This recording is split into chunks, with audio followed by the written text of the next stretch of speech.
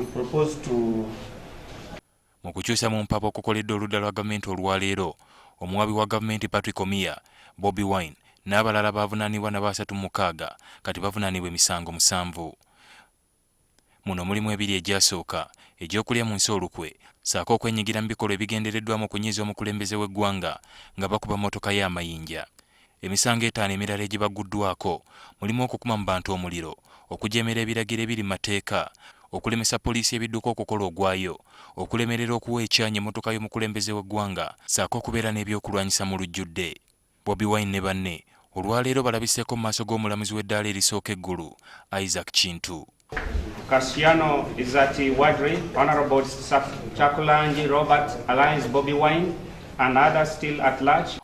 Omuwabi wa gavumenti Patrick Omiya ategeezezza kkooti ng'okunoonyereza bwe kuwedde ng'alina ebiragiro okuva ewa ssaabawabi wa gavumenti ensonga zino okuweerezebwa mu kkooti enkulu eggulu ziwulirwe. has no jurisdiction to entertain any application. Bw'atyo omulamuzi Isaac Kintu kwe kuweereza Bobi Wine ne banne abalala 36 mu kkooti enkulu. Bobi Wine avunaanibwa n'abantu abalala omuli ababaka Kassiano Wadri owa munisipali ya Arua, Gerard Karuhanga owa munisipali y'Entungamu, Paul Mwiro owa Jinja East, Francis Zaake owa munisipali y'Emityana n'abalala. Kati bano bakulinda okutuusa kkooti eggulu lw'enaafuna ekiseera batandika okwewozaako. Accused persons are charged with offences which are capital in nature. Oludda oluwabi lugamba nti nga 13 August 2018 mu lukuŋŋaana olw'okunoonya akalulu olw'abeesimbawo munisipali ya Arua, abawawaabirwa baataataganya n'okuyisaamu amaaso omukulembeze w'eggwanga bwe baakuba mmotoka y'ejjinja eryajaasa endabirwamu. Kigambibwa nti abantu be bamu ku luguudo oluyitibwa Idiofe bano baagaana okw'emmotoka y'omukulembeze w'eggwanga ekyanya okuyitawo nga bwe kimanyiddwa mu mateeka. Bano era baakuma mu bawagizi ba munnaabwe yali yeesimbyewo Kassiano Wadri omuliro okunyiiza omukulembeze w'eggwanga. It is alleged that you made statements to the supporters of Kassiano Ezzati Wadri, calling upon them to do acts calculated to bring physical injury to the person of the president.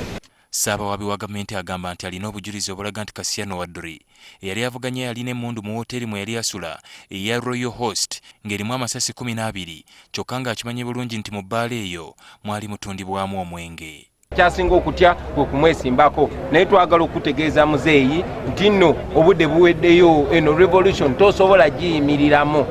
Tulina kubategeeza nti tujja kustandinga emisajja ntugibeemu tuwozesebwe aye tulina bumane nti ng'ab'ebyobufuzi tulingidde ofiisi yaimwe erikolesebwa okubonanga mutaku bantu emisango egizirayo kubanga mubasingisa emisango. We are citizens of this country. We belong to this country and we are going nowhere and we shall go nowhere. We shall be here. Tugenda kubeera nga tugenda bugenzi mu maaso n'okulaba nga tunula eggwanga lyaffe kubanga ku nkomerero mu byonna byonna nga biggwa tulina okwambala engule. Tuli beetegefu kulaba nti bakalansi baffe bano tubarepresentinga bulungi emisango gino gye babataddeko kkooti egigobe. Honorable Counsel is one of the lawyers on the team.